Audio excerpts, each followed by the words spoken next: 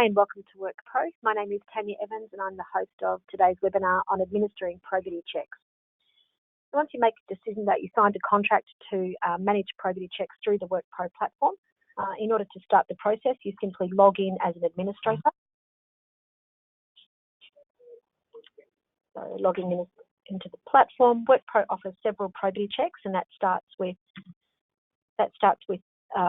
Citizenship and Work Rights check, New Zealand Ministry of Justice check, Australian Police check, credit check, bankruptcy check, global sanctions check, qualification and employment history checking, shortly an Australian Federal Police check, and financial regulatory check, along with an identity verification. So once you're logged into the platform, you're making a decision about whether you would like to send a single request for a probity check or a bulk request to a bunch of candidates at once. For the purposes of the demonstration, I'm just going to choose a single request, entering the applicant's name or the person's name and their email address. And then from the background checking area, you can see the checks that I've just mentioned earlier. These are all available, further information is available from our website. So in this case, I'm going to choose a credit check and I'm going to choose an employment history check. So I want history check of the last 10 years. When you're ready, you send request. Once you've sent the request to the individual, you can track that request with this area here. See here, an applicant's name, the request date, and the token. You can also see the login date, and if you were to click on view, you can see the checks that have been sent to the individual. So you can track that request. Once the request has been sent, the candidate will receive an email with a live link and a single-use token, and that's the token I'm just going to copy quickly here. If the person doesn't log into WorkPro and complete their checks in a certain period of time, our system will take over and start sending auto alerts. And those auto alerts are sent 5 days apart, and they're sent, and 3 alerts are sent. So you don't need to worry about it. The person will be reminded. So the person needs to log into or sign up to WorkPro.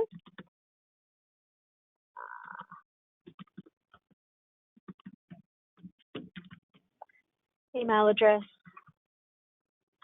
mobile number, and a password they'd like to use.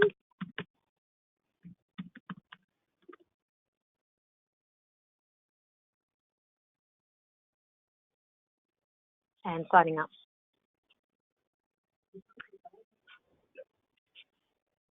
So the email that the person receives will contain details of the tasks that are requested, and it'll also provide them with a PDF document which contains the clear instructions about the identity requirements for those particular checks. So the candidate's now logged into the platform, and they simply click Start Now. Just get work statement off. And you can see here, there's an employment history check and there is a credit check. The person simply clicks Start, and following the bouncing ball, they're expected to enter various pieces of information.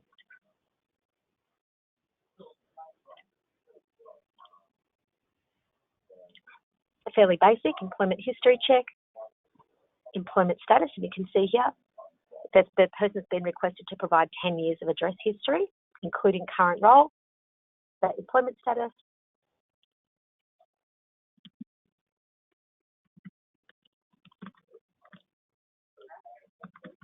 company name, where they worked or currently work, the country, if they're working for a recruitment agency, you tick here, the start date, and whether or not the employer can be contacted. In this case, I'll say at a later date, person's name,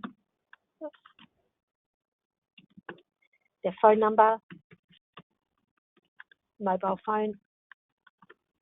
These fields are not mandatory. The email address if you have it. And if you have an alternate, or if the candidate has an alternate contact details, they can do that. The reason for leaving. And if there's any gap in their employment.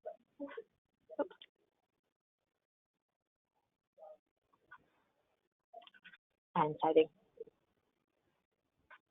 So because I've worked for this employer for more than 10 years, it doesn't ask me for more information. If I wanted to, I could also click Add Though. Now it's the responsibility of the candidate to download this form, which is now pre-populated with all of the information that's been collected. Once they've downloaded it,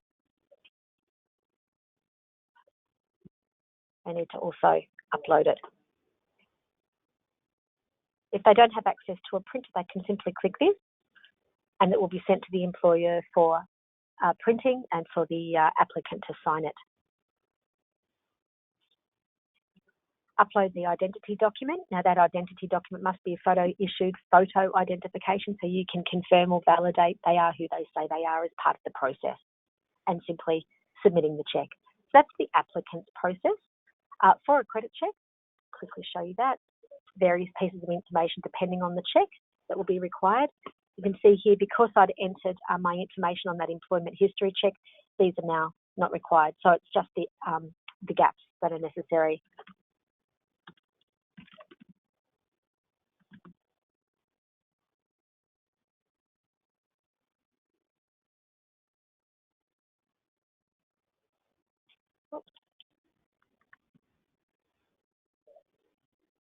And clicking Next.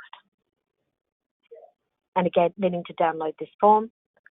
Once I've clicked Download, you can see here that's the information that's been populated for this particular application. Selecting the file.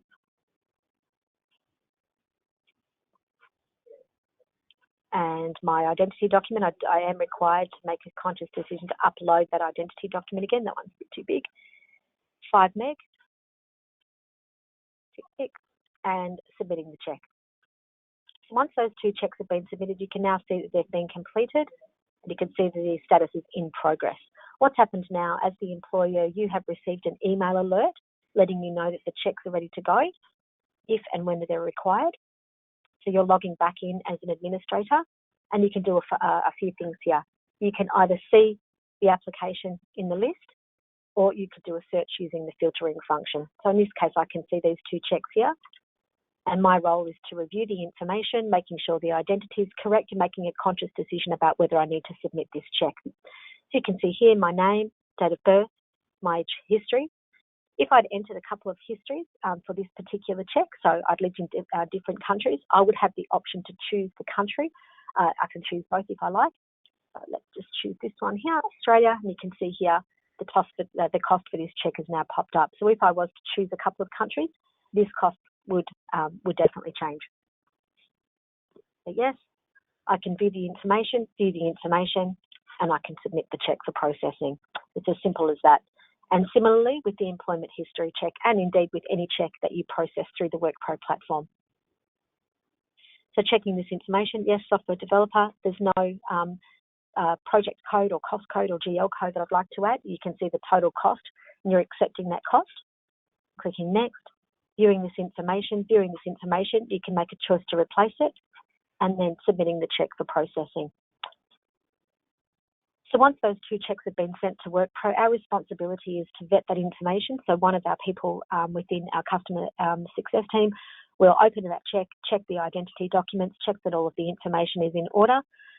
If it needs to be rejected, you'll receive an alert, and the candidate will also receive an alert with very clear instructions on the errors and how to correct them and resubmit the check. And you would be expected to then go back and review that information and resubmit the check. The time frames is dependent really on the check and also the country. WorkPro doesn't control that, but as soon as you do receive, or as soon as we receive the results back, you'll receive an email alert letting you know that the check has been finalised, and you're welcome to log back into the platform and view the information and the result of that check. We are invoicing, so we invoice at the end of each month for the checks that are completed during that month, and you can expect to receive an invoice. You can run your reconciliations by clicking on Reports and running a probity check reconciliation. So that reconciliation will include the date, the candidate's name, the check, the country that the check was run, and the total cost of each check. That concludes today's webinar. Thanks so much for joining me, and I'll see you next time. Thanks.